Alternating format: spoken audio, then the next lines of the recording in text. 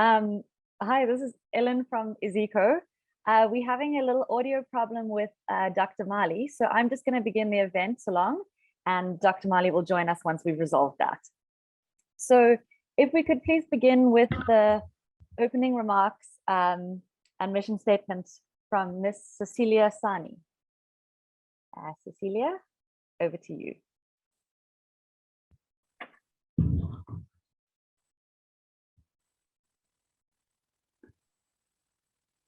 Good morning, everyone. I hope you can hear me.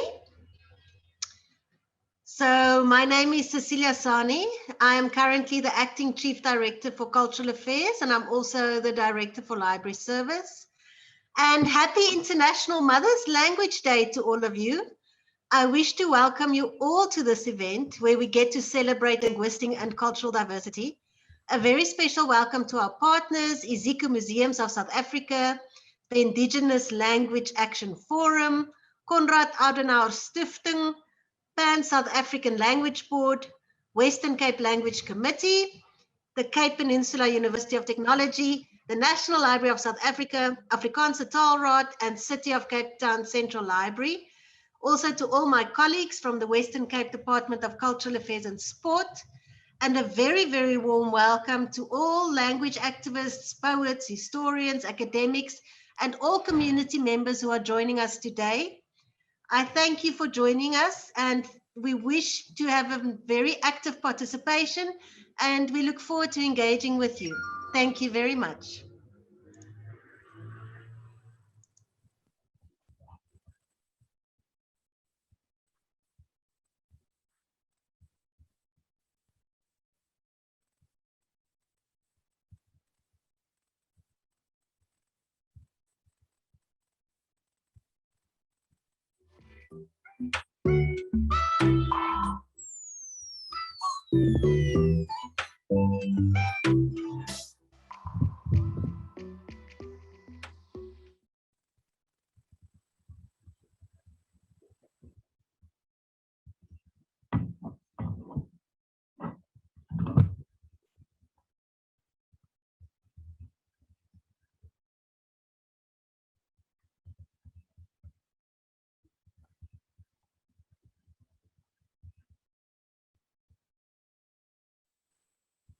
Ndiyazibulisela ngalo usuku olubaluleke kangaka ingaske nam ndinifundele umbongo nje omfutshane njengembongo yasemampondweni.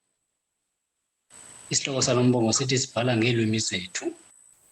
Ukuba nje ndinganikwa ithuba ndiphalaze imbilini yam ngolwimi lwam, ndingqishe ndigadlele ndibonga ngolwimi lwam, iyakuba ifeziwe intando yam, iyakuba liphumelele iphupha lam. La matyathanga ndityabula izandla ndingenisitshixo ndiqhawule ezi zinto. Ndiva amazwi atsholo phaya athi, shh, thuluthi tu. Ndinikeni usiba nephepha ndiphephe ezi zibi ezikhonkqa umphefumlo nengqiqo yam. Kanti ndizama ukudabula izigcawu. Ndibhala ngolwimi lwam kuba ndilulwimi lwam. Ndisisibane esikhanyisa ulwimi lweenkobe. Ngelichiza elichamza abachasa ulwimi lwenkobe lwam.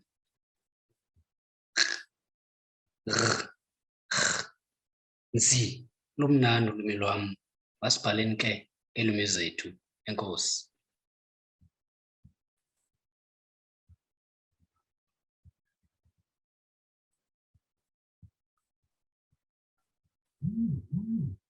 Okay, thank you. Unfortunately, we're still having some tech issues with Dr. Mali, such as the perils of working with a live Zoom event. Next up, we have Riaan Baartman. Riaan, we ready for us? What I said was greetings to everyone on International Mother Language Day. It is indeed an honor for me as an activist, especially a Khoekhoegowab San activist, to be on this meeting. Let me first start with the protocol. In terms of seniority, I do not know who's the senior on this forum, but I would like to say that all protocol observed in terms of the seniority of the members that are attending the meeting. Let me introduce myself. My name is Riaan Baartman. I am a chief in the house of Damasbat Korana, I'm also a member of the Western Cape Language Committee. I am currently in Potchefstroom. I'm a soldier by profession, but I'm currently in Potchefstroom busy with a course. So I'm just greeting everyone on this forum that we are attending at the moment. Okay, the reason why I was drafted towards this workshop actually is basically my activism in terms of the Khoi and San languages, which I deem very important for the existence of the Khoi and San peoples. Now it is said that you cannot exist without a language. Thus, my participation in this forum. I'm passionate. I'm passionate about Mu. I'm passionate about Khoekhoegowab, and I'm passionate about all those other dialects that are spoken by the Khoi and San peoples. Now, they are called diminished languages at the moment. I still have to wrap my head around the term diminished because I feel that it is basically marginalized languages, languages that were here, languages that were supposed to have been given more attention to, that we are talking about now in terms of the diminishment of those languages. The Khoi and San communities, as we speak, are having great difficulty in having access to their language. They are finding it very difficult to even hear their language, let alone speak their language, not even learn their language. That is why for us on this forum, we need to really redouble our effort in making sure that we assist the Khoi and San communities in having access to their languages. As a member of the Western Cape Language Committee, my main focus, apart from the other three languages, is basically to bring the Khoi and San languages mainstream, making sure that legislation exists for those members to actually get assistance in terms of having access to their language. Now, the role that we play as members on this forum is very important. It is important in such an instance that we are the ones that basically not control the levers, but we are the ones that normally or basically steer language and policy and stuff like that. So my plight on this forum is for the members that are here, the members that can influence the emancipation of the Khoi and San languages. To do so, they must do so promptly, they must do so with speed, because at the moment we are sitting with a situation whereby nothing is happening for the Khoi and San the way it's supposed to happen. But then yet we are saying that it is the First Nation. We are saying that they're the first people. We are using their language on our national symbols. Yet they are still trying to emancipate their language. In terms of that, we need to redouble our effort in making sure that the members who identify themselves as Khoi and San have access to that. Now, the past Saturday, I had a session with Stats SA, and it was in terms of census 2022, and there was a few things that startled me in terms of what they are asking from me as a member, and I was amazed at the fact that nowhere on that form do they actually make provision for the Khoi and San. The Khoi and San is an identity. They do not make provision for the Khoi and San language as a provision on that form. Now, if we talk about inclusivity, we are failing in terms of doing that. We are failing, and what we are doing is we are building obstacles for the Khoi and San people. And now already almost 30 years later, we are still talking about the same issue and the same situation that we find happening 30 years ago. Now, for the members that are on this forum, I want us to redouble our effort. And I've spoken at length about it. I will not rest until I can see on one government building or on one of Iziko buildings or on a billboard or on any other thing that the language of the Khoi and San are there. Now, PENSAP as an institution are doing a very good job in terms of making sure that they assist the Khoi and San languages. However, I do believe that more can be done and more should be done in terms of making sure that the language of Tu and the language of Khoekhoegowab comes mainstream. The points for consideration that I want us to all to think about and ponder on is the fact that the Khoi and San are part of the mainstream communities of South Africa. They are sharing the same difficulties that South Africa is facing. They are living in the communities where there is poverty. They are living in the communities where there is gangsterism. They're living in the communities where there's poor service delivery. Now, all of us are facing that very same issue, yet only some of us are excluded when it comes to making sure that we are heard. making sure that we are seen.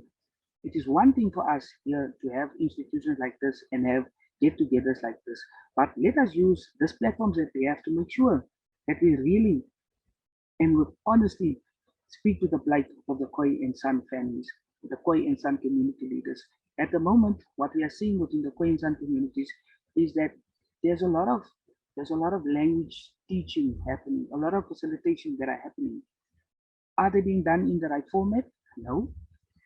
Are they being done in the right way? No. But what the people are doing is the people cannot wait any longer. That is why they are doing it for themselves. We as the members part of this workshop, we need to seriously go and sit down and find out what it is that we can do in order to make sure that we move forward in terms of the emancipation of the Khoi and San languages, Khoekhoegowab, and all the other dialects that's out there. I thank you. Thank you, Mr. Baartman. I don't know if I'm audible on this other gadget that I'm using, but thank you, Mr. Baartman, once more for what you've presented and also reviving our spirit to work together and also to have tangible results instead of having the presentations and speeches all the time. So thank you for your reflection. Our next speaker is Ms. Atta from South African Sign Language. I won't go through her bio because of time, but please just reflect and indicate your platform where you work and also your contribution in terms of the development and use of South African Sign Language.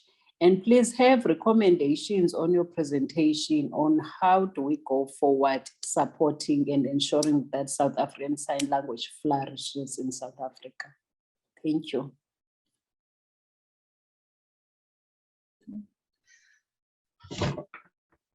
Thank you very much. First of all, I just would like to thank everybody for inviting me here. My name is Atta Humphries, and I am a deaf person. I have two daughters who's also deaf, and my mother was also deaf. And so deaf runs within our family. So my youngest grandchild is also deaf, and the other three are coders. We have deaf schools, deaf churches, and you know, in different spheres of life, there's a lot of many deaf. They are deaf, and I mean deaf. It's our life, and sign language is our life, and this is what we have been working on so far. Also, the wording of that we are deaf or dumb, we shouldn't be using that. We all are classified as one, as just deaf. And also that sign language is our language, it's our mother tongue. They are, it's an academic right now. So we just hope that in South Africa, it can be the 12th language of South Africa soon, and approved of it because it is recognized as a language after all. And where we can help, we are doing the Bible translation also in sign language. So you see, our language is beautiful. It's not just a mocking or playing with our fingers. It's a language on our own, and I would just like people to support it, and whatever is needed, I am there to support everyone. But my dream right now is that if with everyone's support, that they could approve sign language as a 12th language in South Africa, because at Stellenbosch University too, they have the sign language where they are developing books into sign language and support. And this is the book that we have. This is what we've been developing so far.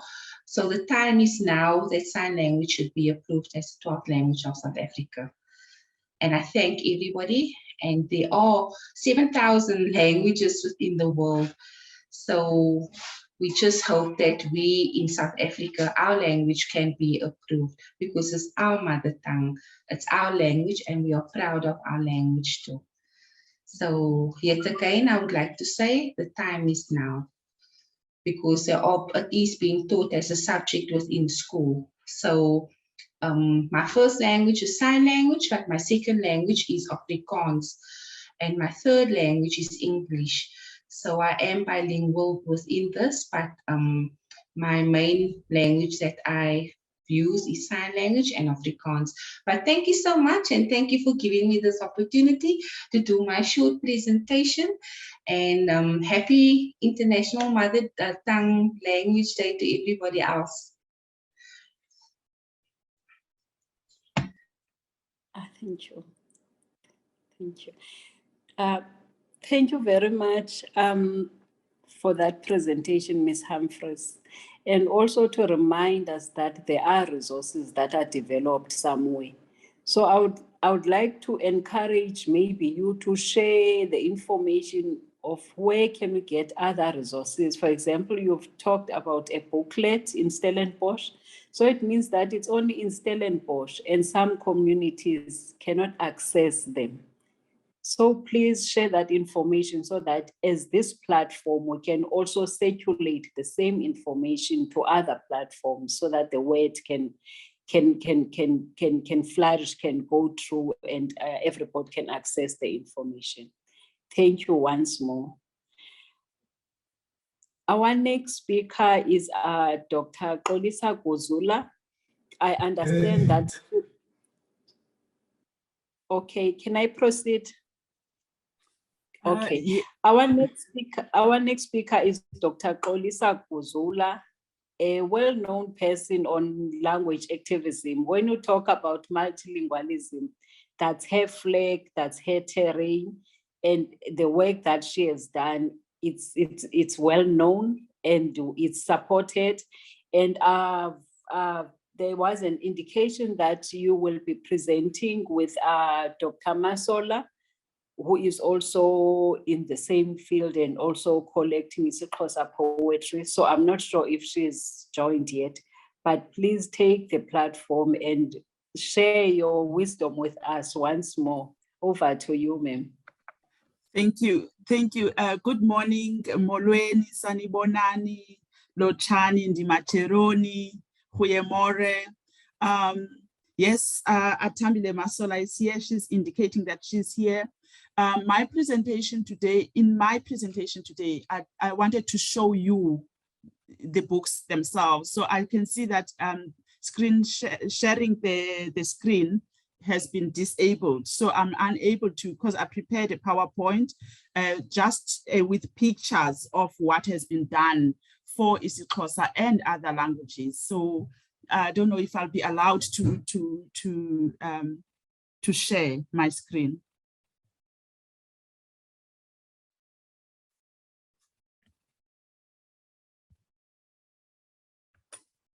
Can I get any help there? Okay, let's hope that technical support is with us to assist, please. Technical support, please assist us.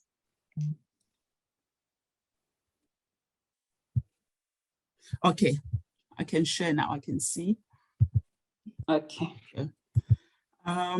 So I wanted to show you what has been done for IsiXhosa and maybe also for other languages, because what we have experienced is that when we talk about the preservation of African languages, people often ask us questions as to how are we going to teach maths and science, because we are teachers, we are in education, and our children are learning in school. Language is not only taught at home, it is also taught in school, but not just language, but for learning a lot of the knowledge that that is taught in school. So often the first thing that people do and say to us is,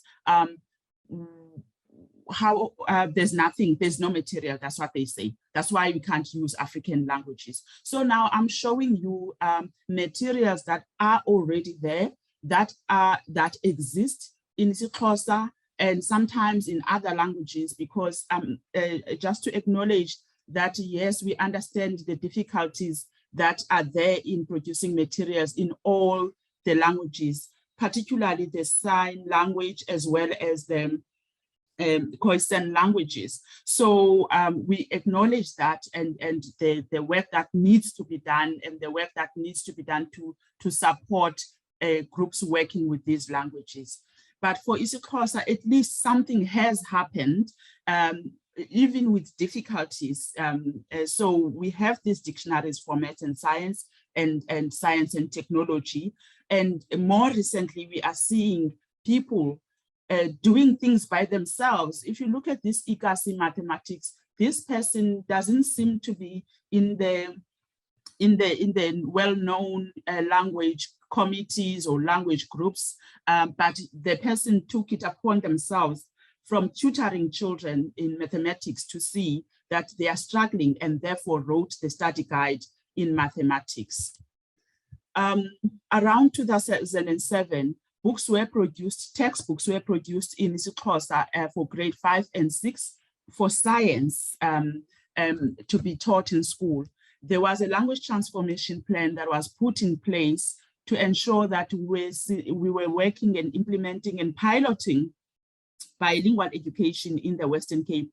And these textbooks were published, but they are not in the public domain because the education departments do not want to announce that African languages must be used to teach in schools. So because of that, these have been lying low and perhaps also not being reprinted because nobody is announcing that they will be used, because schools are expected to teach through the medium of English. More recently, this January, December, January, the Bualit Language and Literacy Collective, together with the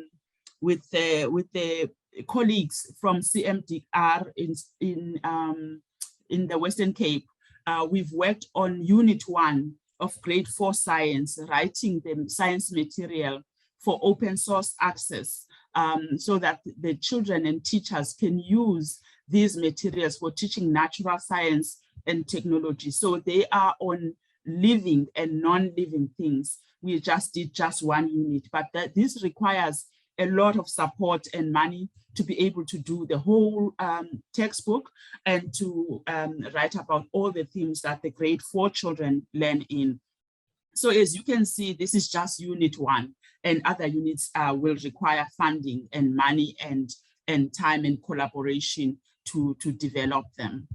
And now, in addition to science and maths materials that have been developed for IsiXhosa, we have started also to develop materials for history. And so Dr. Atambile Masola, who is in the room, and myself have just released these 3 books.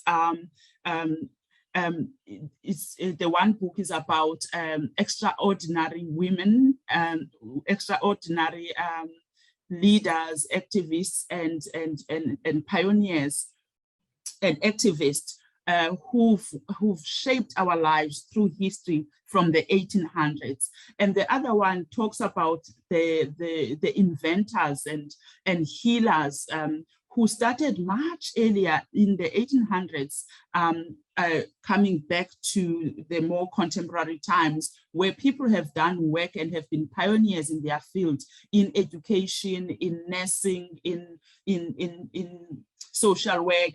So we are telling these stories of women for history to support and supplement history learning of the children in school, because these stories have not been told, and history has been told only through the eyes of men, that it's only men who've done great work. Of course, there's a third one also about artists and musicians and creatives who also have shaped our lives. So I'm showing you these books to show that this is the beginning of writing of non-fiction texts for African languages, because this hasn't happened, especially in the intermediate phase from grade 4 to 9. There has been nothing really written for these children in African languages, and in African languages as they switch to English medium. So the tendency has been to give children content in English only and not in African languages. And we've just created that.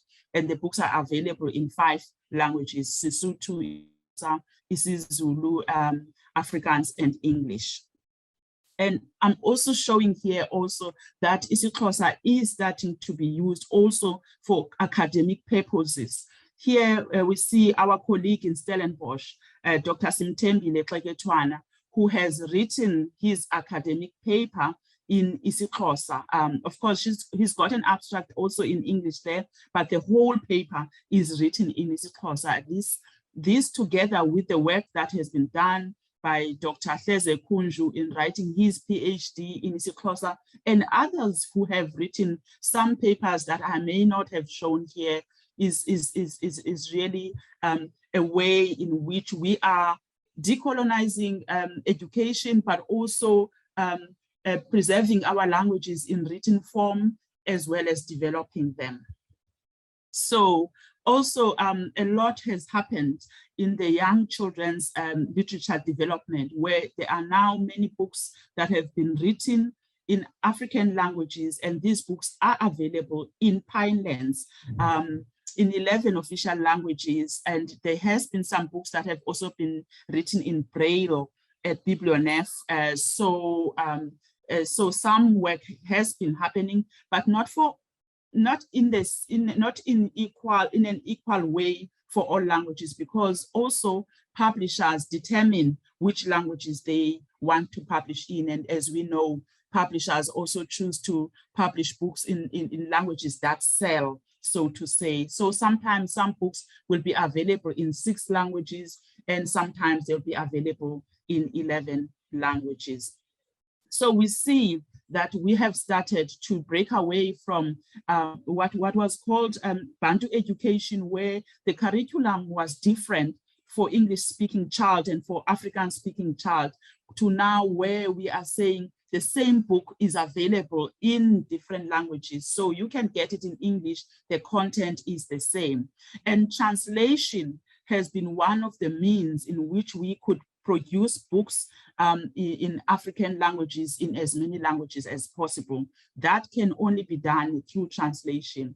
But what I see now as a new development is more writing coming up also in African languages, where originally in African languages, because earlier many books that we got to translate were written by our white English-speaking authors, but now we see a lot of Black authors starting to write books for children, and so we are also translating those into different languages. Another trend that is going on also is that a lot of literature was written in African languages for adults, not for children. So now we are starting to see that a lot of books are being developed for younger children. And also through translation, we are developing more books. For example, people often ask, where are books for boys? Abantakwe Bakwakhali Pangonyama, Brothers Lionheart, the book that you see on your right, is a book that was written in Sweden, but it's a book about love and death and connection between 2 boys who really love each other and who talk about death and who die, and you know, it's a fantastic book. So we are trying to make as many books as we can. But with this said, with these materials that have been written, we still don't know where all the materials are kept. So many parents say they don't know where to get the books. And also many parents also have no funds to buy the books. So we need therefore to find funding to buy the books and donate them into schools.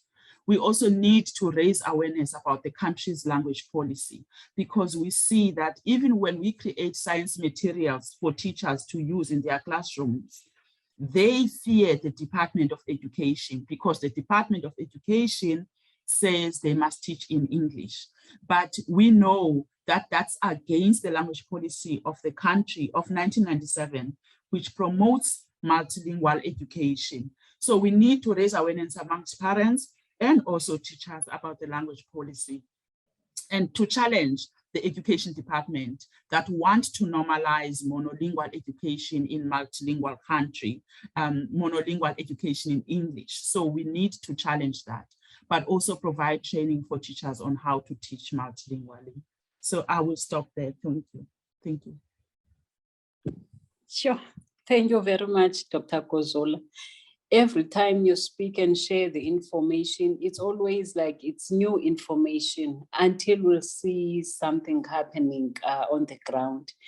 But thank you very much. And also your recommendations, which I wish the presentation will be shared with us as well. Funding, making awareness about language policy, and also empowering teachers with knowledge that when you are using a multilingual education, you are actually making a change for your country, not for the Department of Education. Thank you very much. And if you can share as well the resources, where we can get these resources, hopefully the catalogs that you have, you share them with us so that we can also spread the word. Thank you once more for the great work. Just before Dr. Masoka takes the podium to contribute, I will just request our technical team to bring in a poetry item in Afrikaans, please.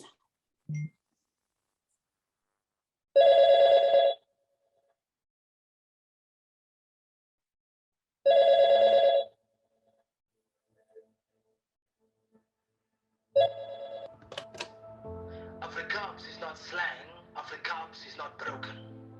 Afrikaans is not a lesser version of anything spoken. It's rich in history, it's diverse in structure, it's the linguistic identity of an entire culture.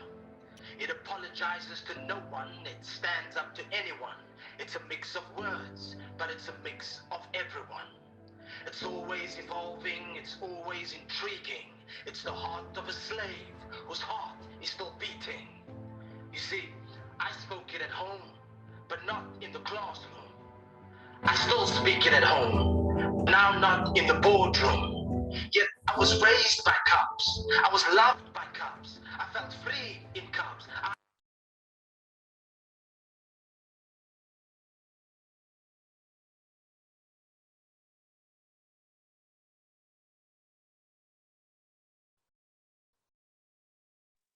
I think we've lost the sound technical. Please check your connections or let us know if we should continue with the program.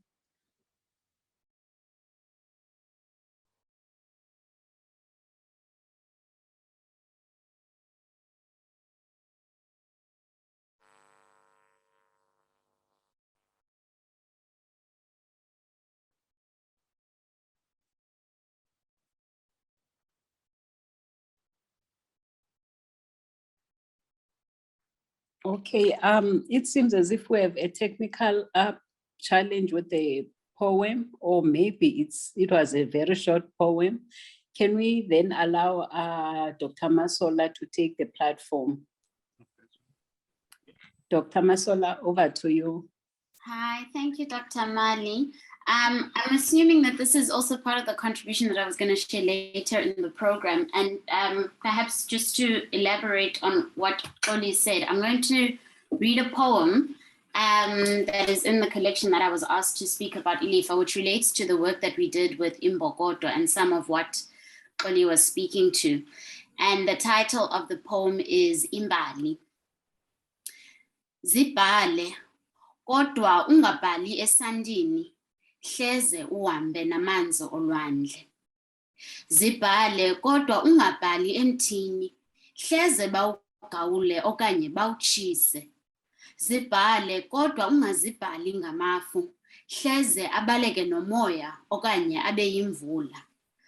Zibhale kodwa ungabhali ngembola nodaka. Zona zihlambe kalula ngamanzi.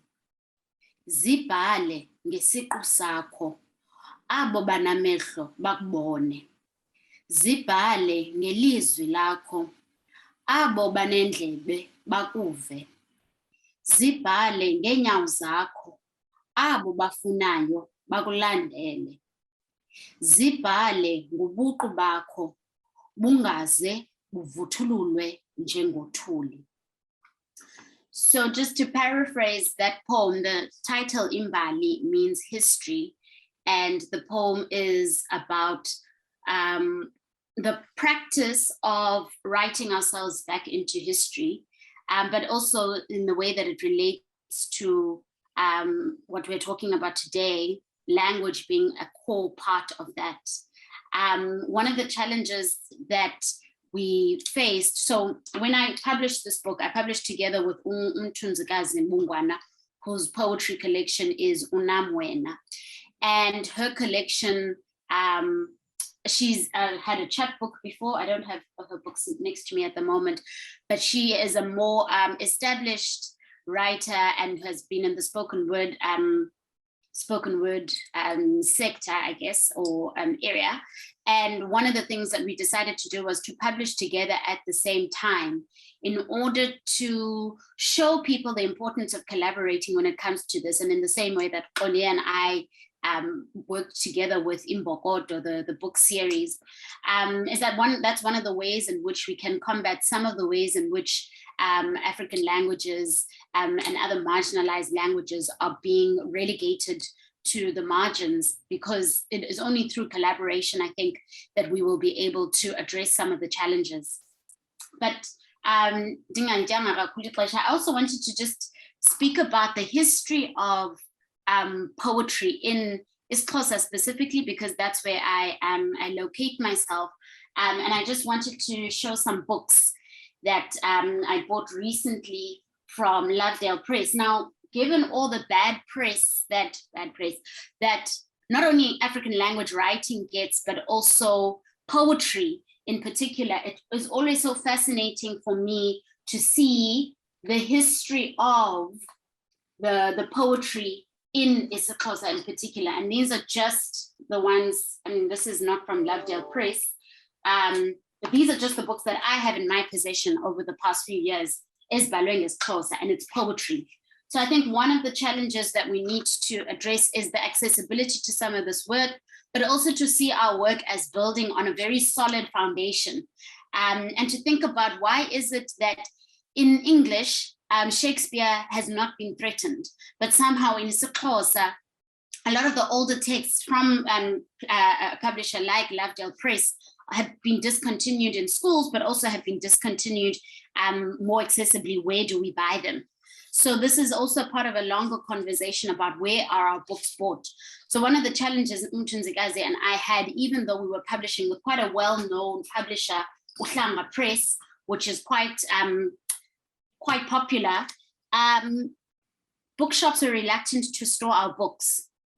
And that was quite surprising to us. So by bookstores, I mean the kind of the big chains, your bargain books. Exclusive books takes a while generally, apparently, and I didn't know that. I wasn't aware of that at the time. But in some branches, and at the time I was in the Eastern Cape, I'm now in the Western Cape, in some branches, they would only stock one book. And so that tells you already about the self-fulfilling prophecy about where our books can be sold, but this idea of, oh, we'll only buy one book because people don't buy, which becomes a self-fulfilling prophecy, because if someone walks in and that book is either not there or it's hidden or there's only one copy, they are then reluctant to go back and buy more copies. So I thought I was just writing poetry for enjoyment, but it's turned out it's kind of reignited my activism for African languages and in African language development. And it was quite sad at times, in fact, to find that we had to fight so hard to get our books into the shops. And in fact, the shops that really were far more supportive, the bookstores that were much more supportive were independent bookstores. So here in Cape Town, it was the Book Lounge and Clark's Books that were very supportive. And we were lucky enough to have our final launch at the end of last year at Exclusive Books Cavendish. And that was through Linda's initiative, because of how the book had done, in spite of the fact of the kind of the slow uptake in the mainstream bookstores. So I think there's a lot to be said about issues of accessibility to our literature, and how and when, and even just the costing of our books, which has huge implications for accessibility. The book in Bogota, for example, we're selling it for 150. It's retailing at 150. The poetry books, mine and Mtunzikazi's rates, retails at about 180, 185. But that's a question of how do we make our books cheaper? Last year, or in 2020, I co-wrote a chapter with Annelile Gibixego as part of a book that was being published by Mistra, and this is me ending off now. But one of the things we wanted to recommend in the process, so the chapter was about publishing, the publishing sector, and the lack of transformation in the public sector.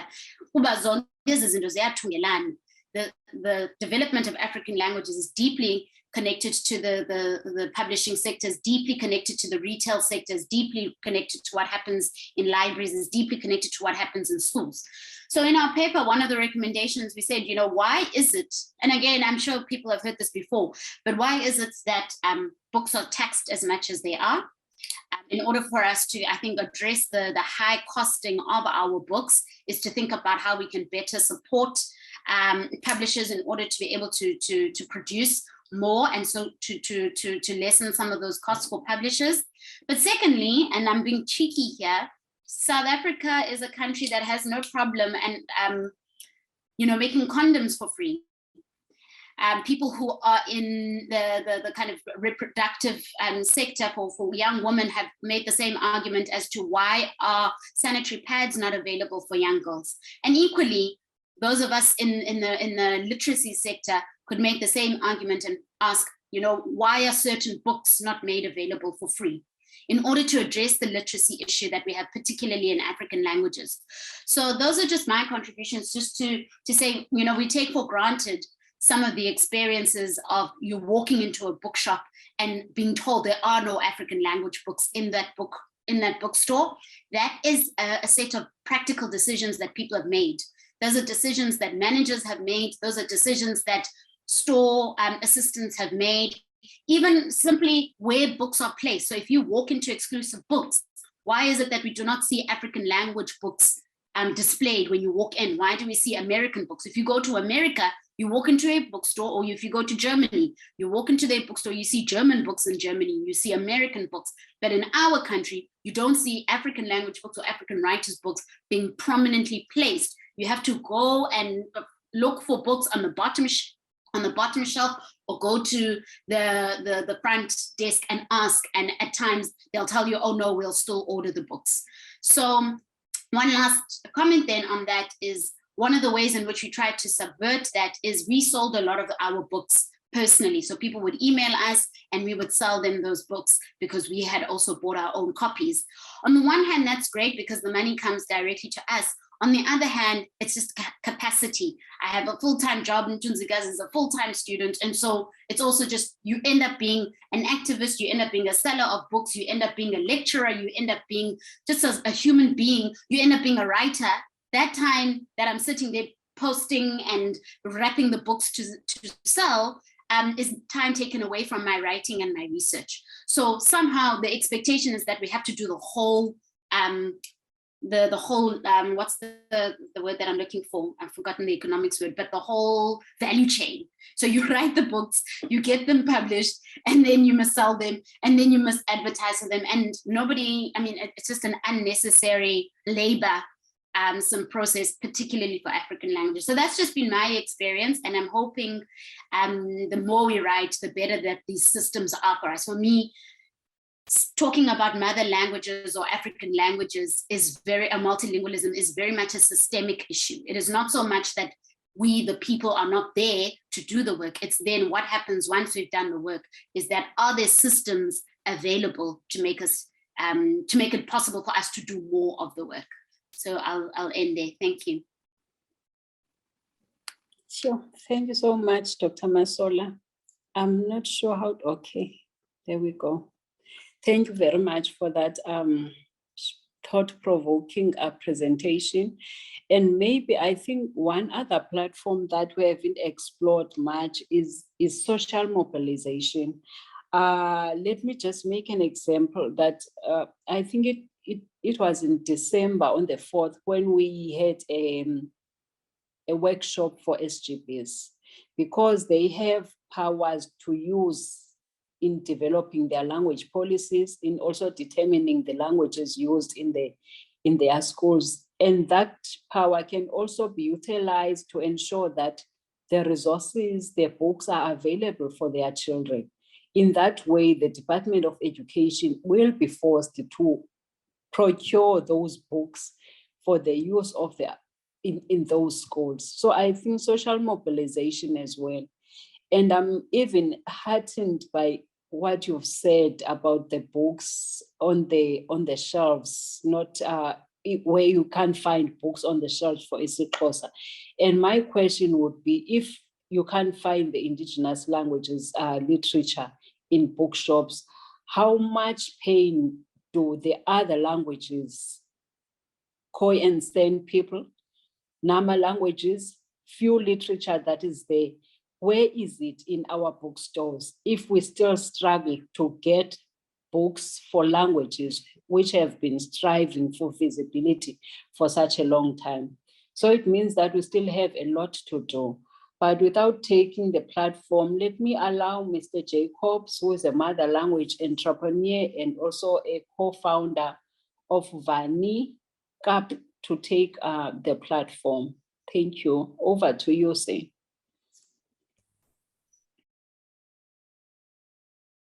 Good morning. My hand has been up, Chair, for so long. Yes, Dr. Mduyedwa, I thought that our program will have a time to allow questions.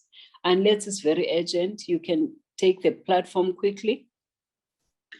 No, it's fine. If it's the case, then let's continue, and then maybe you can ask the question after. Thank you, Dr. Mali. Yes, please capture it on your notes. Thanks, ma'am, for that. You can take the platform, Mr. Jacobs. Good morning. Thank you very much for having us on this platform. It's an honor for us to be here. My name is Marc Jacobs, co-founder of Vani Cap. My job title is meant to be Ops Director, but it falls under Scuttle Master in Afrikaans. If I can give you some history about how it started, we were in the UK together for 2.5 years. It took me 2 years to explain to English people that there is no black or white people in my family. They didn't understand what a colored or Kaapse individual looked like.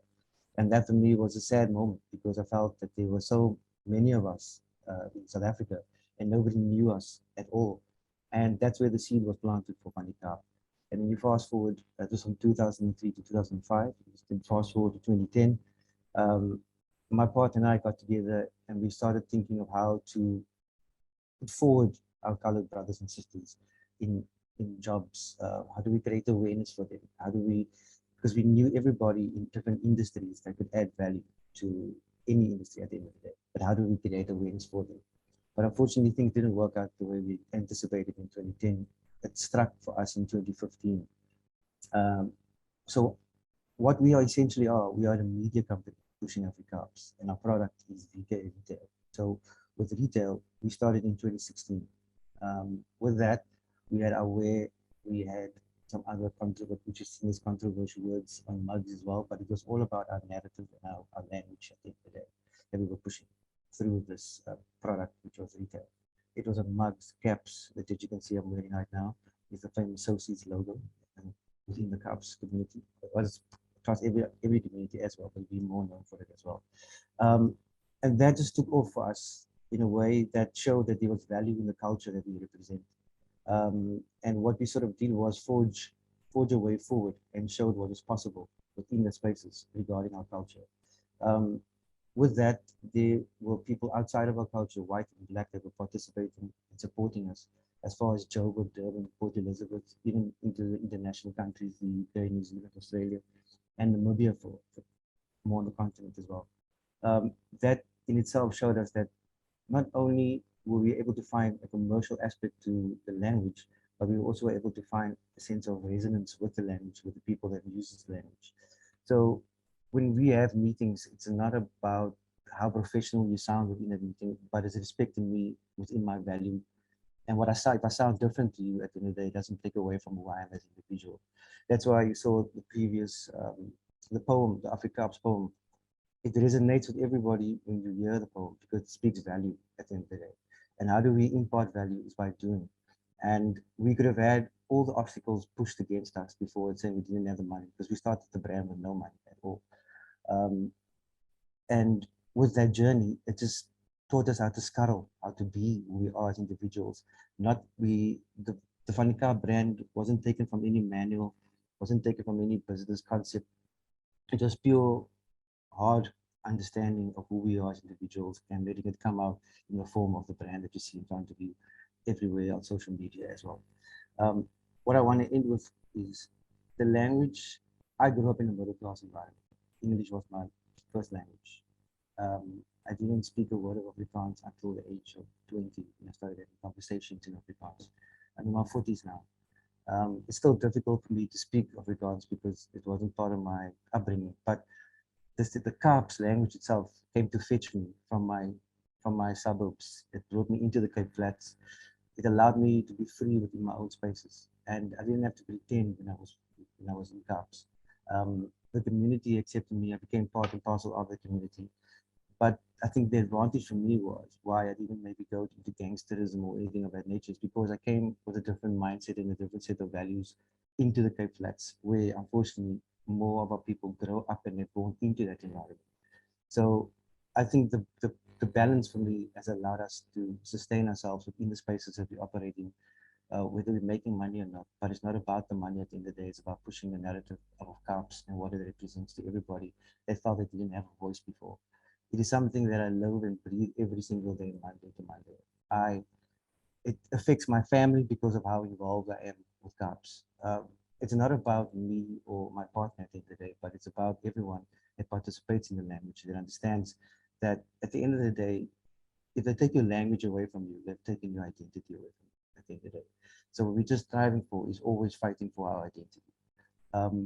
If I may just share my screen, it's a video that speaks to the journey of Fanika and what it is that we represent. And it just speaks to everything that contributes to who we are as a culture. So if I'm able to share my screen, please.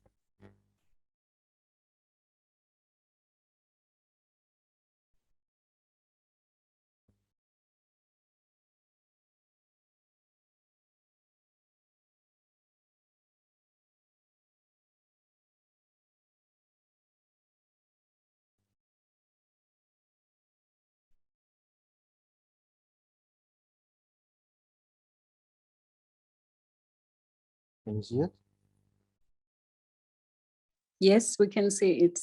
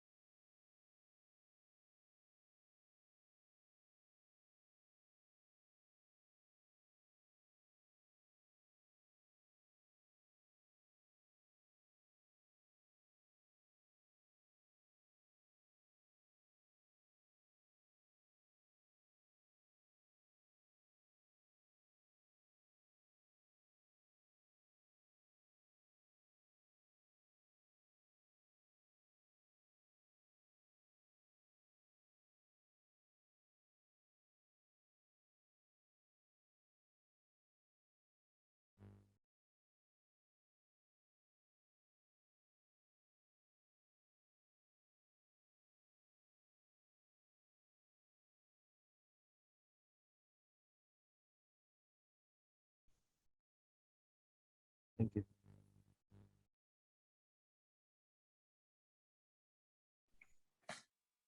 Thank you, Mr. Jacobs. I think this video also needs more languages. Maybe I'm selfish to say IsiXhosa, Afrikaans as well, so that you don't only educate and empower one community about their lineage and their heritage, but you also educate other cultures who do not have the information or have distorted information or have their own creation or myths about the lineage that you've projected. Thank you for this information, and we hope that you'll also share your presentation to the platform so that we can have more people who can engage and have this information with us. Thank you very much. I will request now our tech team to play a poem by Diana Ferris. Then after that, we proceed with the program with the next few speakers that are left.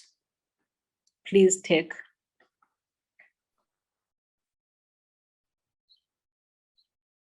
Afrikaans, 'n versoeningstaal. Dit is, het hulle gesê, die taal van die onderdrukker. Dit kom, het hulle gesê, uit die mond van Europa. Dit het hulle gesê, 'n enkele styl, net een vir kommunikeer. Maar uit die buik van Afrika kom sy, uit die monde van slawe, Europeërs en inheemse volke. Dans sy op die maat van oeroue tromme en handgemaakte gitare. Dra sy kostuums van vele kleure en sing sy in 1000 stemme. Nou, na die stormjare, dans sy nie meer so flink, maar sy omhels die skouers van haar susters en kus versoenend op elke wang. Aan die geveg oor identiteit het sy geen erg. In die Afrika Renaissance vind sy haar weg.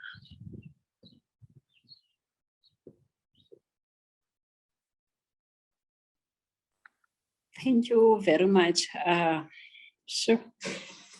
for that poem by our renowned poet, Ms. Diana Ferris.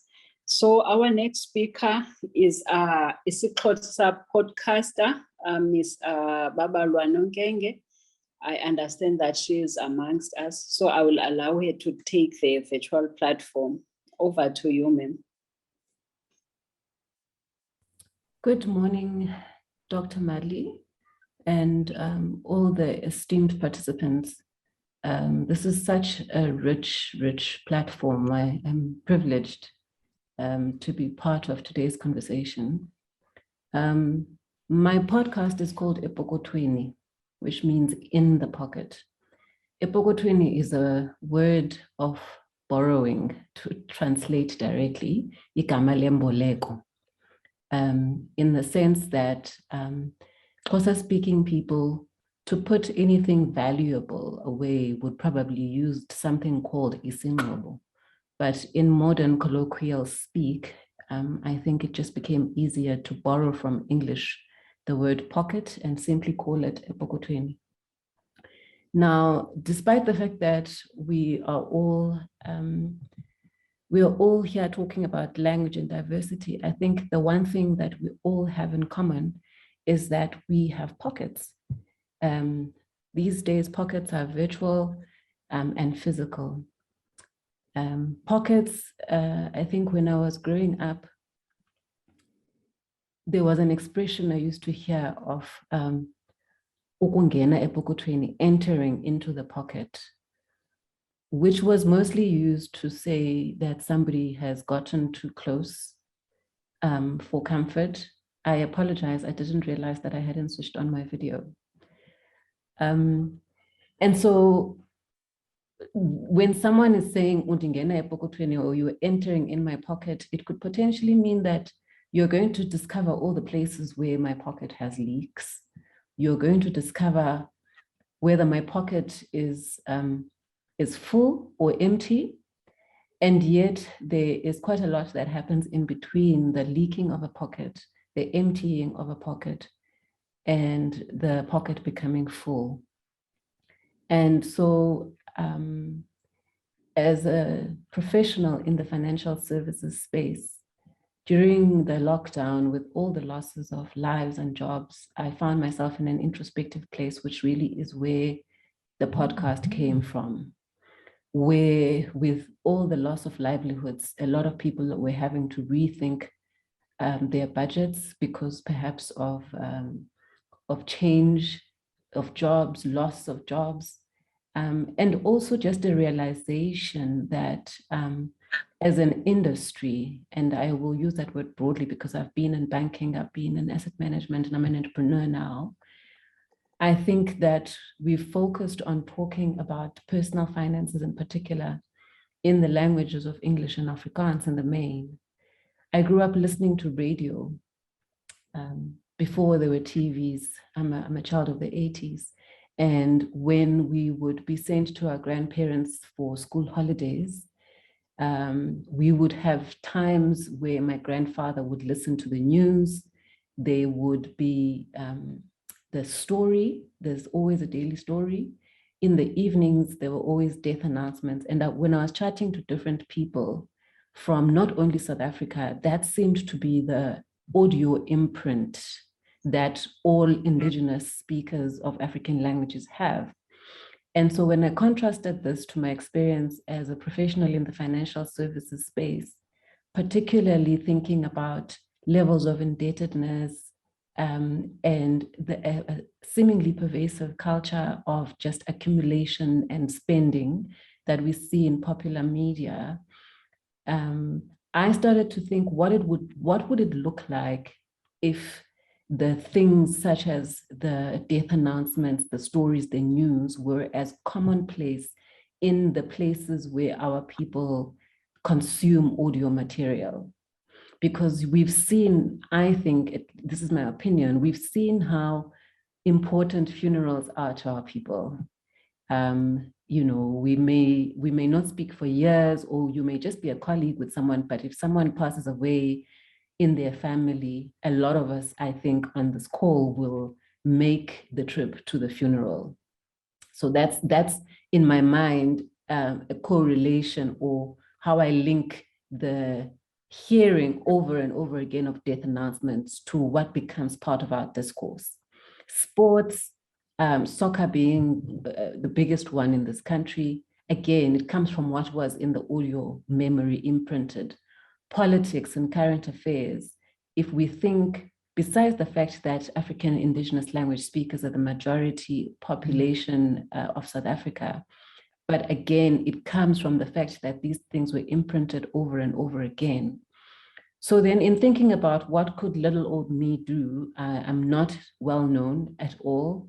I found it actually quite easy to buy the earphones that you see me wearing, and this microphone and the laptop that I'm using to speak to you, to start producing the podcast, because I realized that the kind of knowledge that I'm trying to share is needed, not necessarily by people who can read and write, but people who can hear and listen and rewind, whether they're on their way to work, whether they're in a taxi, whether they are on their way from dropping off children.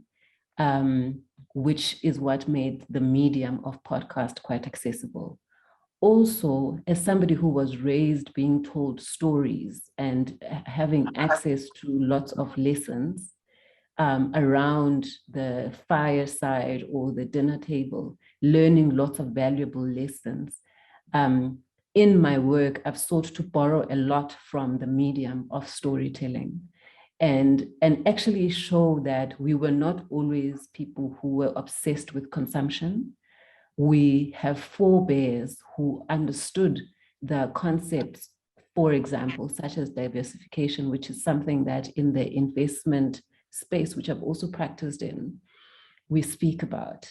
And so in the lack of language or words for me to translate, because in all honesty, there are words that just I am not aware that exist. It was important for me to not feel constrained by the lack of those words, but rather find ways of expressing these ideas in a manner that is culturally relevant and relatable, and also a tone that is friendly, because the stories that we used to be told were told with music in between. They were told with laughter, and as an industry, and I'm not singling out the companies that I've been part of and worked for. As an industry, I think when we speak to people about personal finances, it tends to be very scolding, very much like, you should know about budgeting, and why is your life in such a mess? And so those are all the things I found to be important in the medium that I've chosen of podcasting. Agreed, podcasting, not everybody knows what a podcast is. I think the question I get the most these days is, what radio station is this? Where is this on radio? Which I think is the next hurdle and challenge that I am actively trying to overcome, because as well as we are doing as a podcast, I started in June last year. And to date, we have 20 episodes. The 21st is due to go out next week. But there's been over 2,500 listens to the podcast in all parts of the country. There are even people who listen outside of the country, from the US, Germany, the UAE, even Kenya. I had a note from somebody listening from Kenya. And you can tell that even in the existing distribution strategy that we've got, because we've decided to include WhatsApp, because that's what a lot of people are familiar with. So the links are finding their ways to various corners of the country. However, it really would make the world of a difference if community radio stations, if the national broadcaster would open itself up to content like this, even if for a start, it's for 10 minutes a day, because I see no reason why the English and Afrikaans radio stations have, when there's a rate increase, somebody coming to speak and explaining what an increase or decrease in interest rates or whatever GDP number. I don't see a reason why that same analysis cannot be had in an indigenous African language, especially, and again, I think I'll be a bit selfish here, IsiXhosa, because it is, after isiZulu, it is the second most spoken language in this country. And so I feel like even I myself as a practitioner, as a professional in financial services, feel like I've stumbled on a trick that we've all missed.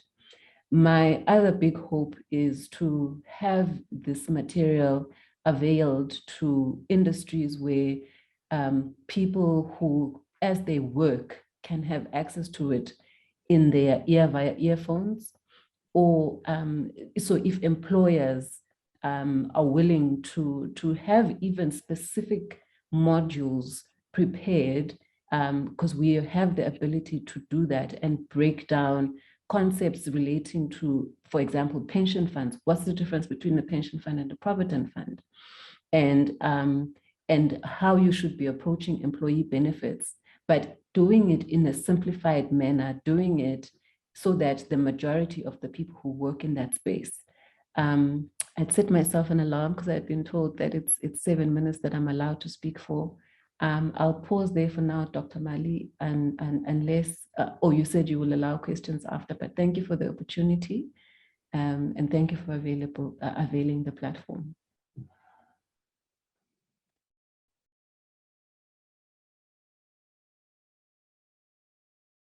Dr. Mali, I think you're still muted. Can you hear me now?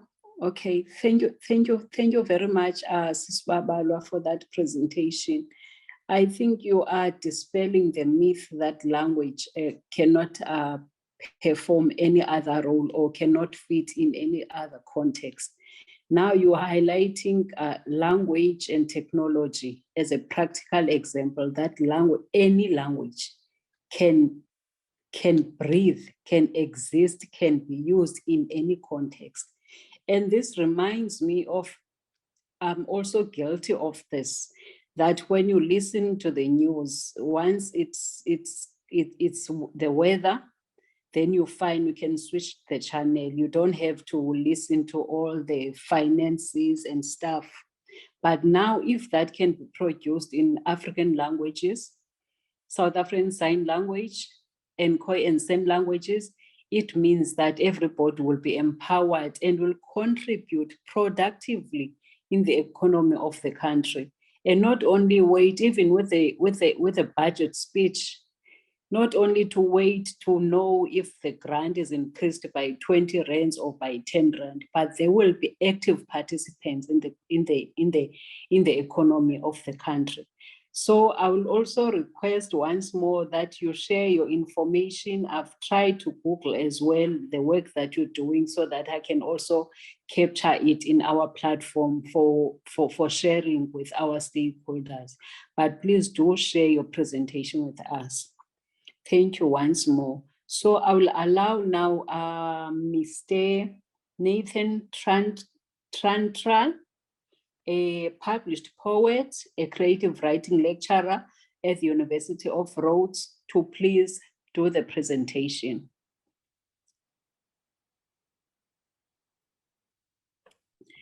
Thank you. Over to you, sir.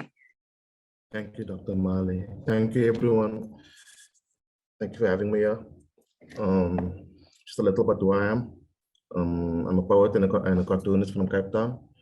I live in the Eastern Cape now, where I teach a creative writing course in CAPS, or at the Rhodes School of Languages.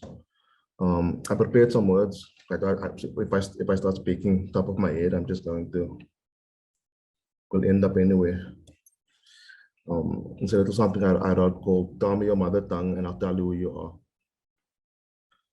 My mother is the butterfly that flaps her wings a million miles away and causes a hurricane in my living room.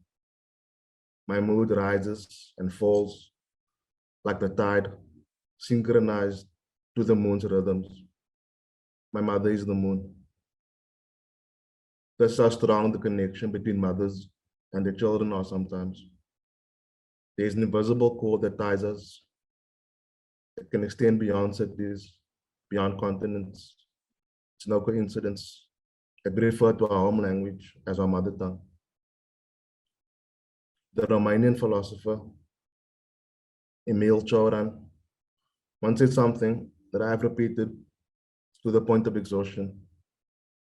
Unfortunately, I have to come back to it here once more, and I'm certain I'll come back to it again in the future. It speaks so strongly to me. It is no nation that we inhabit, but a language. Make no mistake, our native tongue is our true fatherland. The Romantic philosophers had a saying, "Tell me where you live, and I'll tell you who you are." If Cioran and the Romantics are correct, and I believe they are, then you could also say, "Tell me your mother tongue, and I'll tell you who you are." Your mother tongue is both the most public and private aspects of a person, like fingerprints that we expose so freely, but potentially reveal so much about ourselves,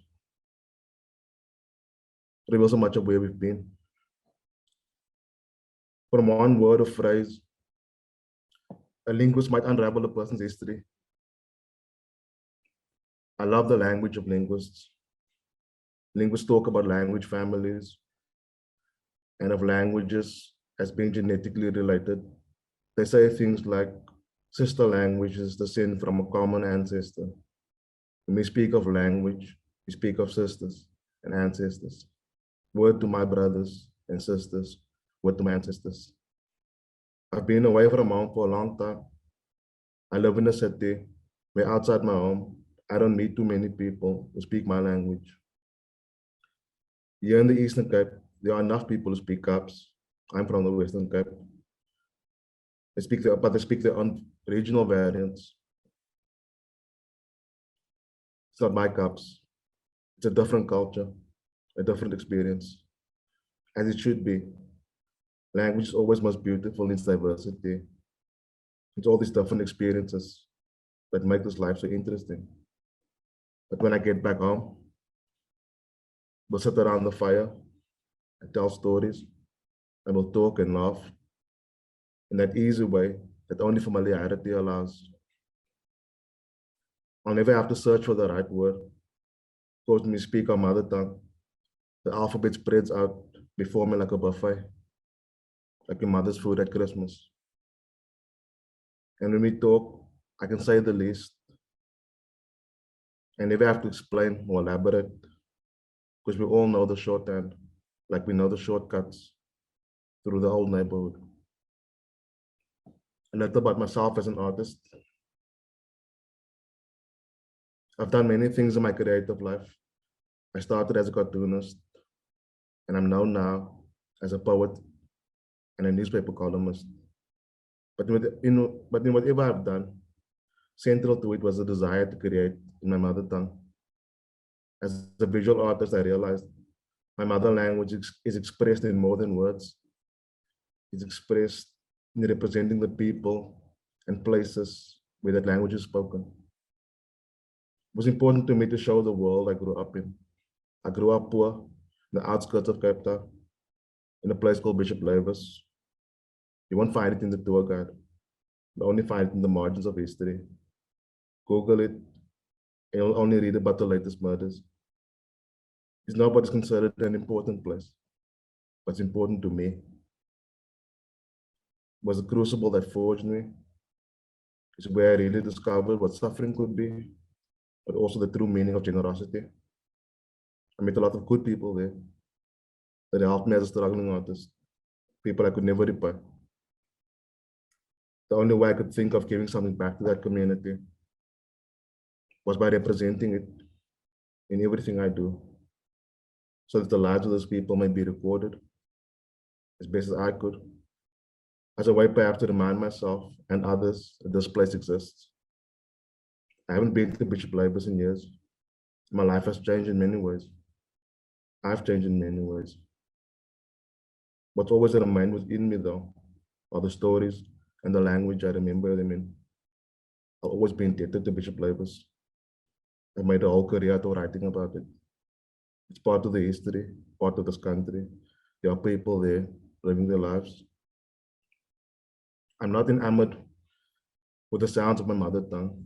God, I know the language too well, and it's too familiar to me to wax lyrical about it. I'm not in love with the language. My love is for the bonds contained within this language. Languages are containers for life.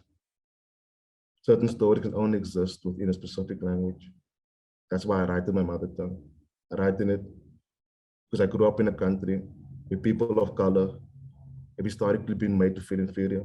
And one of the ways that was done was by ridiculing our mother tongue, ostracizing it in schools. If you make people forget their language, you can make them forget who they are. Because a language is more than a means of communication. It's an expression of an experience and a culture. When a language is lost, the stories are lost. And when we lose the stories, we forget our lineage. When a language dies, they call it a dead language. No one speaks a language alone. Unless we think of those poor souls who've outlived their language, those people who carry the burden of being the last string to hold out before the withered rope snaps. Now I'm descendant of slaves and servants and oppressed people. So much of our lineage is already drowned at sea. So many of our stories become food for worms. But the language prevails.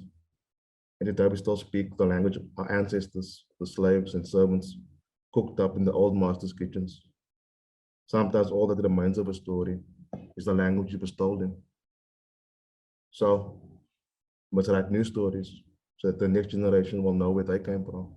And through our language, our mother tongue, we carry the memory of our ancestors out into the world like pollen and insect wings. Thank you.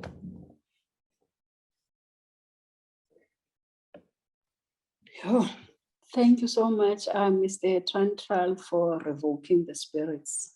And we are Africans, and we understand the pain when you talk about languages. And I believe that that is why our constitution, right in the preamble, acknowledges the injustices of the past. But it doesn't say that we must dwell on the pain. It says that we must do something within our communities. And we believe that that is why you've moved out of Bishop Lavis, joined West Eastern Cape to make your language visible. Thank you very much for that. Yeah, so the following item will be a poem in South African Sign Language. Then we go to the next speaker, which will be our last speaker. Please, technical, over to you.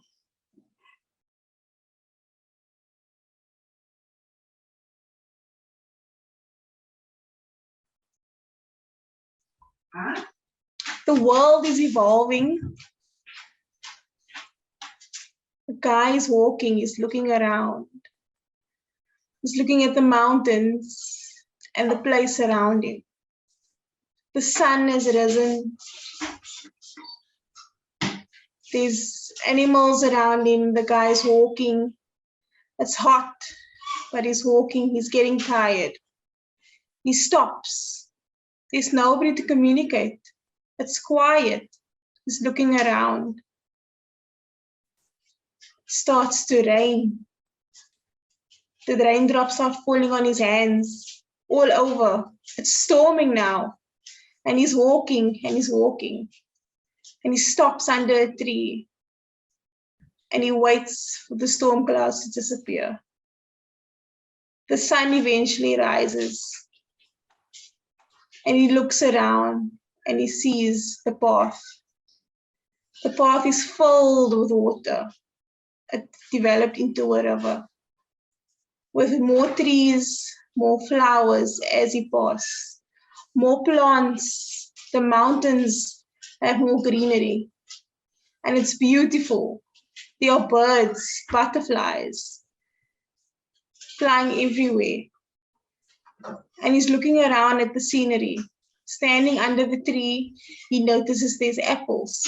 He takes an apple and he walks around and he sees there's communities now developing. More people that he's meeting. He's encountering more people. Villages are developing. And as he looks back, he goes back and he sees a place where there was no access to no communication. And now he's in a place where communities have grown and he feels at home. He's met new people. He's met a family, someone to start a family with, someone he can share with. He starts a family. He starts here as a child. His baby starts to grow. He teaches his baby sign language. And as his child grows up,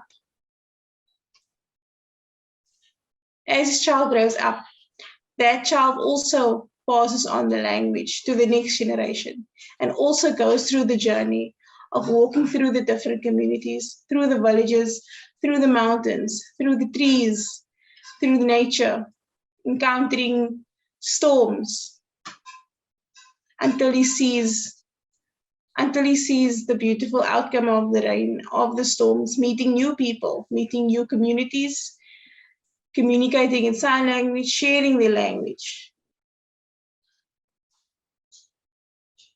And then he meets someone and his mother tells him, don't be discouraged, share your language. His mother walks with him. He meets more people. He meets a community that uses his mother tongue. And many other communities surrounding them as well. And there they start to communicate and enjoy their time and to socialize. And many people, he's looking around and he's seeing many more people come up and join the community, and a lot of more people joining the community. And eventually it becomes one large community, all interacting and all equal, fighting for one language, their mother language. a language that they love, a language that they strive for, and a language that they want to make sure that they can achieve in this world. And that's the beautiful picture that they're looking for. Wow. Thank you very much. That was, it really deserves a round of applause, that one. That was Mr. Simon Daba. He is with the National Institute for the Deaf. He is also one of the members of the National Language Body for South African Sign Language under PenSouth. He is an activist. He is a capacitator, a mentor, and all that you can mention about South African Sign Language. So it's just once more to show that everything is possible with any language. So all languages are equal and should be treated as such. And we hope that this shows that the call for South African Sign Language to be an official language is getting an expiry date now. It needs to be an official language as in yesterday. Thank you once more, Mr. Simon Daba. Our next speaker is Dr. Masoka. Please just indicate to me if, when you did the presentation with Dr. Guzula, you also touched on the area that you were going to present in item 7, or must I give you the platform to proceed? No, I think I covered everything, Dr. Mali. Thank you. No, that's perfect then. It means that we can allow questions, but we'll only allow questions for 10 minutes only on the chat box. So I will request that our colleagues can just drop their questions on the chat box for 10 minutes. If there are no more questions, we'll just proceed to the CEO of Iziko Museum to do the closing remarks and also the vote of thanks. I know that there was a hand by Dr. Mduyedwa. While we're waiting for other questions, I will allow Dr. Mduyedwa to proceed with the question.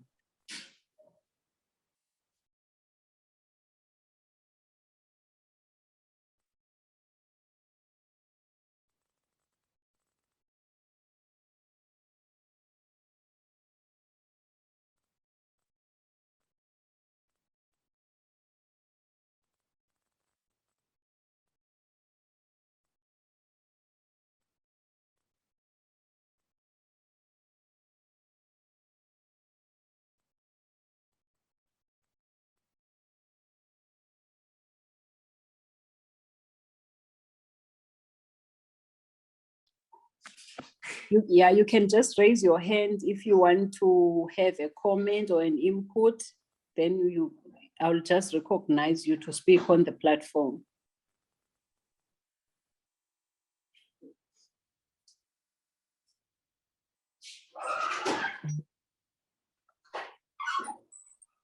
Okay, what I can see is one comment or question by Mr. Riaan Baartman.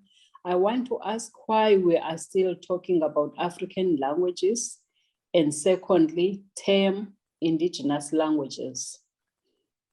If I may respond to that one, as we are guided by what is written in the policies and also the provisions by the Constitution, we use the terms that are signed off as the official terms.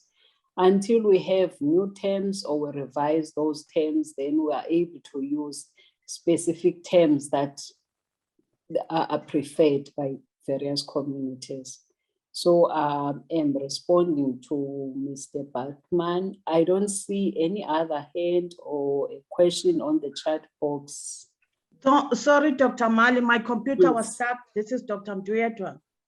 Okay, please proceed, Dr. Mduyedwa. Thank you so much, colleagues. Good morning, everyone. Dr. Mali, I have a question to those people who are saying their material has been translated maybe into more than 3 languages. We as a Fundani, we have tried to put something for instance, a booklet, multilingual booklet that addresses the issues of punctuations, Bloom's taxonomy, and transition words. So that booklet is available now, but we love to have more than 3 languages in that booklet. So I will make a request to this house, if anybody who's doing a translation, maybe Sotho or for the other languages, could you please consult Colisa or Alexa so that we can take this language further, because I've decided to put this booklet together as somebody who's doing language, who's a lecturer of languages at CPUT, seeing a gap from the students writing, that these punctuations, they really goes a long way. Remember that also you cannot become a postgraduate student if you cannot master your references. So those are the things that I've tried to put together. I also believe that that booklet is going to add more topics as the time goes by. Alexa, with your permission, can you quickly put the link in the chat room so that the colleagues can view in their own time? But the link for this multilingualism, Dr. Mali, is available on the website of CPUT. Alexa is going to put down the information of it. Thank you so much. But we'll urge all the colleagues who can be able to translate after English and Afrikaans and Xhosa to consult us, Alexa and Nomcolisi. Thank you so much. Thank you very much, Dr. Mduyedwa, for sharing such information, and also maybe a reminder that the Pan South African Language Board has developed orthography booklets in all the official languages. So that is also another resource that should be widely used in various contexts. I don't see any other questions. I can just note the sense of appreciation from Miss Nancy Msibi, from the organizers, the poets, and the panelists. Thank you very much, Miss Msibi. Sis Babalwa, I see that your hand is up. Yes, I think, please forgive me if I'm being presumptuous. The question around languages, I'm so glad that you addressed it as an academic, because I consider myself as a lay person when it comes to languages. All my training was in English. And what I simply am doing with my podcast is recognizing a subset of people who are not just people who speak my language, who need language created in a way, who need content, valuable information created in their languages. I think it's important that to use the late Archbishop Tutu's words, that we are diverse in South Africa. We speak different languages. And so I think whether we call them indigenous or African, but the fact of the matter is that there are actually more than 11 languages spoken. And the work being done, for example, what I do in IsiXhosa, is actually something that is needed across the continent, across all 11 official languages. However, I don't have the privilege of being conversant in all the languages that are spoken. And so what I've done is start with where I am and with what I have. I'm privileged to have grown up being told stories. I'm privileged to have been to have grown up reading Somklada, the press coming out of Fort Hare, which Dr. Masoka was alluding to earlier, that it's no longer available. And so that's the place that I have started. And so I think to encourage all the other creators who are on this forum, let's keep creating and let's keep making the circle bigger, because somehow you doing what you do in the language that you do it in actually inspires somebody else who speaks another language to see that it is actually possible to create intelligence, to create knowledge, valuable knowledge, that this is not the preserve of languages such as English, even though, in this forum, we're speaking in English, but because it happens to be the language that most of us were educated in. But the more we each keep doing what we do in the languages that we do it in, the more this notion, this idea that intelligence and actually valuable knowledge can be created in languages other than English, whether we call them indigenous or African or first, or I think that matters less than the work of actually carrying on creating. Thank you. I think you've summarized all what was presented today, and also the guide that even when someone is creating a carrot cake, you just mix all the ingredients, and then once you're done with that cake, you name it as carrot cake. So we'll keep on striving to build our languages, and also trying and also exploring until we get where we want to be. So it means that we don't need to really box ourselves in definitions. We must just explore and ensure that our languages are growing. Thank you for that, Ms. Nonkenge. Colleagues, I think our time now allows us to proceed to the vote of thanks by Ms. Roxana Omar, who is the CEO of Iziko Museums.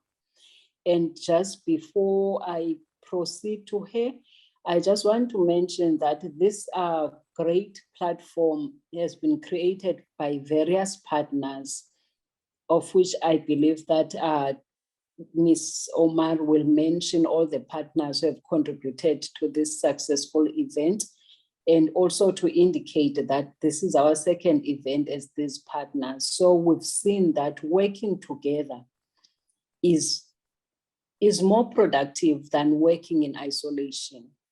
So over to you, Ms. Omar.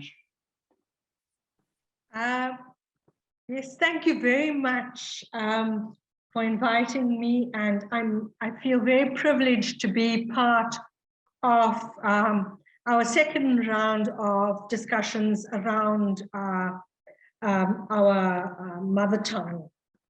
I would like to, in fact, wish everybody a very happy International Mother Language Day 2022. Thank you for the rich and fantastic program today.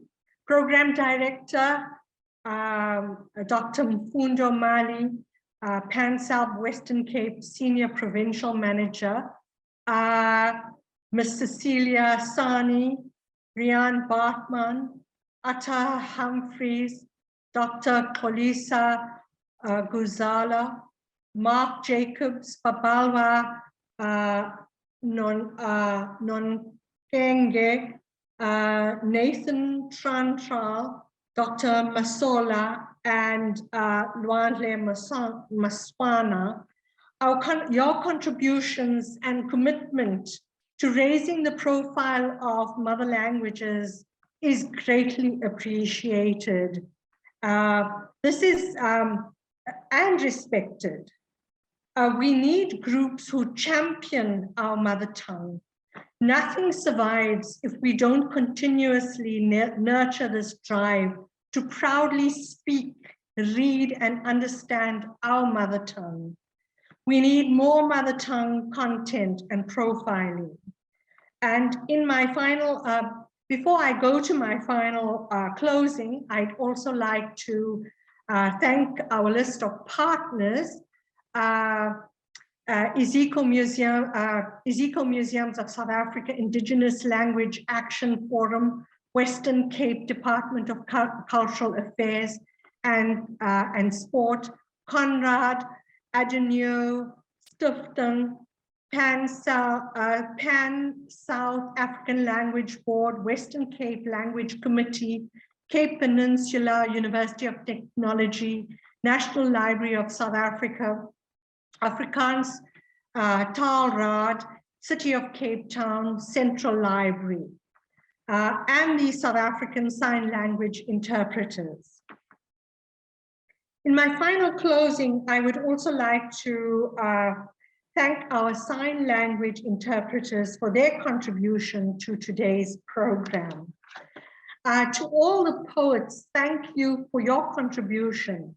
And I'd like to just echo Babalwa Nonkenge's statement, in that she very powerfully stated, we need to make this circle bigger and increase our intelligence. And I think we need to really absorb that, increase our intelligence through our diverse languages. So on that note, I'd like to once again say thank you to all the participants. It's been wonderful hearing you here today. Thank you very much. Thank you, ma'am. Thank you so much. I'm not sure if our participants are comfortable. I would like to request those that are comfortable to switch on their videos so that we can just have and take photos of the participants. And also just to share that the recording will be available in the Iziko Museum website for us to reflect and also go back to the discussions and have our own notes as well. Okay, so I hope that our technical team will assist with the picture or the images.